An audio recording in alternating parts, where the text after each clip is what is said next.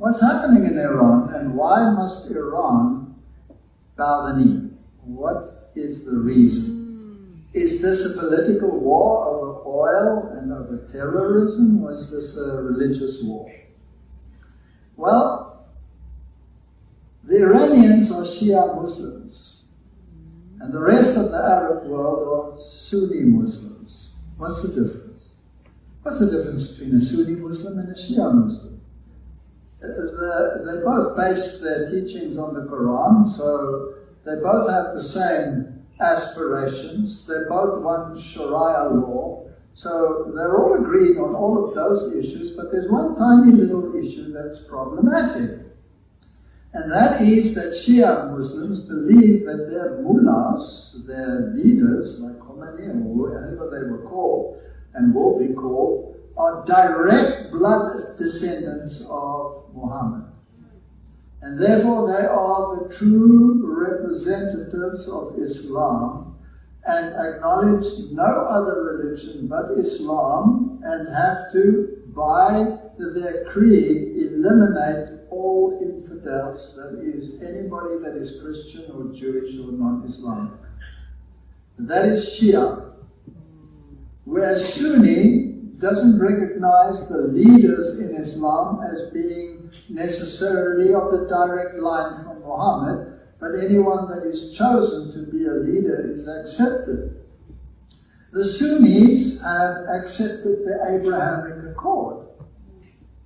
And that means that they will exist in peaceful coalition or brotherhood together. And that's what the Pope wrote about his Fratelli Tutti, his brotherhood of all religions. The Sunnis are happy to do that. The Shiite can't do that, because the Shiite believes in this direct descent and that they are the true representatives of the teachings of Muhammad and the eradication of anybody that's not Islam. So that religion cannot be tolerated. You cannot have one that says, I'm not going to unite with this Abrahamic Accord and this religious truce between all religions. So it has to go. It has to go. And there have been many calls for it to be removed. And when the Democrats are shouting and screaming their heads off now, there are videos of Hillary Clinton saying the first thing she will do if she should be president is attack Iran.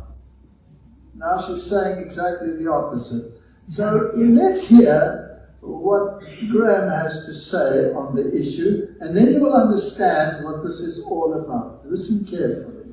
The Arab countries in the region have been more than disappointed. If the media reports are true, that if the Arab countries are okay with Iran's Ayatollah staying in power, I'm going to reevaluate my entire opinion of the Arab world alliance. I've tried to be very hopeful to build on the Abraham Accords. But this idea of saying one thing behind closed doors and something else in public is coming to an end. So I've called Arab allies and I said, you need to correct the record.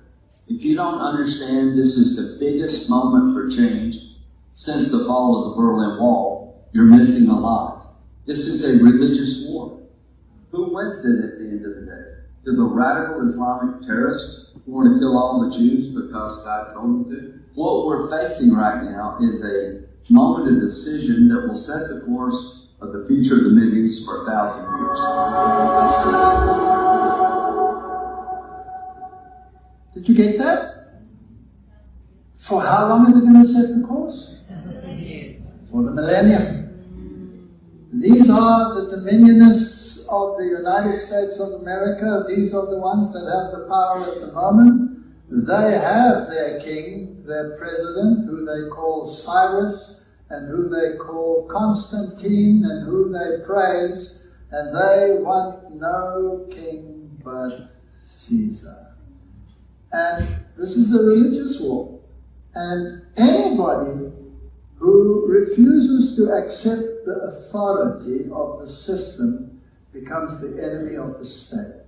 What happened in history to them? They were eliminated. It's going to happen again. This is the final act in the drama, the last thing to happen on earth before the return of Christ.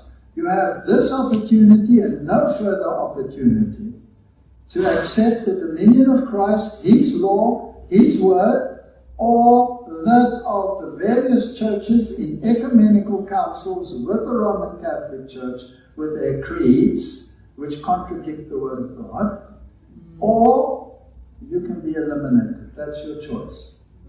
And you're between a rock and a hard place. Because if you choose to obey the system, you receive the mark of the beast.